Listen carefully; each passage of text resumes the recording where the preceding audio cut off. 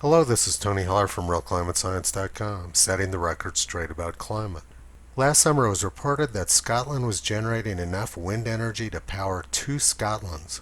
That sounds very impressive. Maybe they don't need fossil fuels anymore. Let's take a look now and see if this headline is credible. The first problem is that this is just electricity. There's lots of energy usage in Scotland outside of the electricity sector. So we can already see that the headline is deceptive. Bill Gates has a very different opinion. He says that the cost of using current renewables such as solar panels and wind farms to produce all our most power would be beyond astronomical. That's quite different from what the headline in The Independent said. Now let's find out which viewpoint is correct. These graphs show electricity generation by sector in the United Kingdom for this month, last month, this year, and last year. These narrow bands of bright yellow near the top represent solar power. You can see that solar energy is good for only part of the year. It doesn't generate any electricity at night and very little during the winter. Turquoise represents wind power. Sometimes it generates more than 40% of the UK's electricity, but other times it generates close to zero. When the wind's not blowing, you're not going to generate any wind power. When Arctic air masses move in and you need the energy the most, frequently the winds are dead calm. So wind and solar both fail frequently during the winter when you need the energy the most. So what happens when wind and solar fails? Other energy sources are forced to kick in, like natural gas-generated electricity. But you can't just turn conventional power plants on and off when the wind fails. This is because power plants use steam to turn turbines. In order to generate the steam required to turn the turbines, you need a lot of hot water, which means that you need to keep the fires burning whether the electricity is being used or not.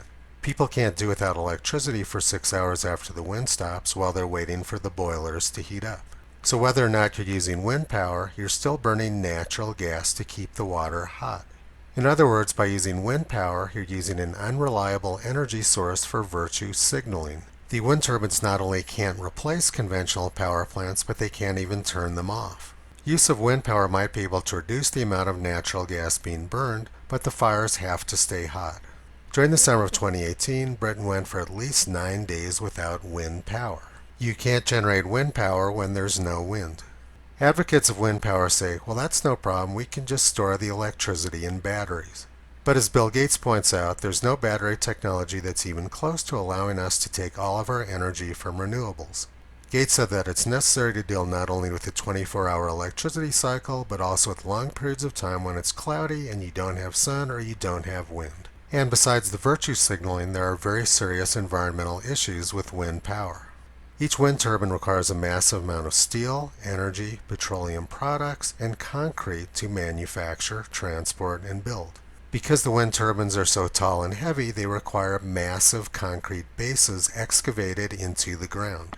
Wind turbines have a very short lifetime. I drive by this defunct wind farm along the Colorado-Wyoming border all the time. The average age of the turbines was 18 years when they were retired.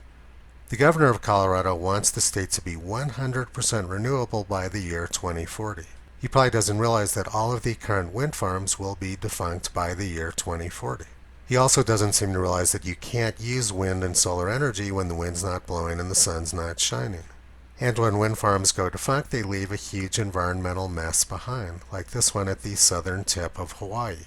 It would be incredibly expensive to remove all of the defunct wind turbines, and it's unlikely that anybody's going to pay to do that. And besides the mess made by the defunct turbines, active turbines are killing raptors. One wind farm in California alone has killed thousands of golden eagles over the last 20 years. We worked hard to restore eagle populations after they were nearly extinct during the 1960s, and wind farms threatened to send them back in that direction. The Audubon Society says wind turbines kill an estimated 140 to 328,000 birds each year in North America, making it the most threatening form of green energy. I went to an Audubon Society talk in Phoenix a year ago and asked them about the wind turbines. The woman giving the presentation said yes, the wind turbines are a huge problem, and she blamed them on Donald Trump.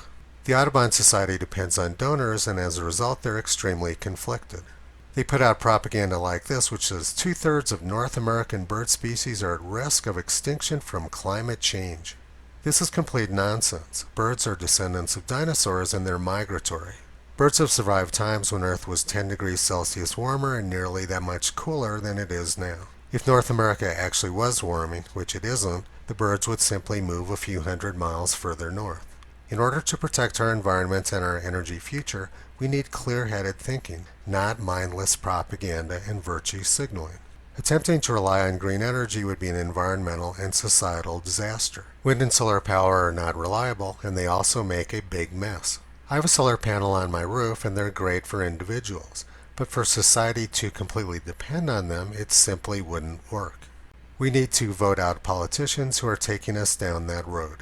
Visit Toto on the web at realclimatescience.com. He's been pulling back the curtain on junk science and propaganda for a long time.